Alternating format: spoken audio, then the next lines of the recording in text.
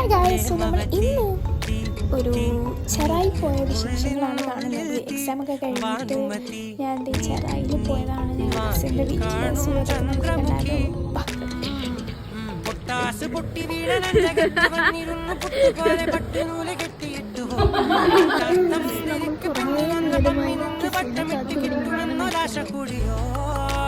താഴെ വന്ന നിലവേ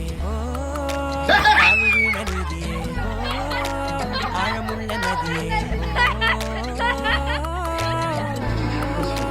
കുത്തിവെച്ച ശിലയെ കുത്തിവെച്ച മലയെ കുത്തിവെച്ച കൈ പിടിച്ചു വാ പൊന്മാനെ മാനെ മാനെ